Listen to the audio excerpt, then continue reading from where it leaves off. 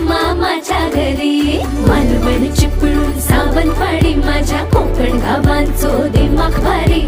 दिसते भारी गणपतीची स्वारी माझ्या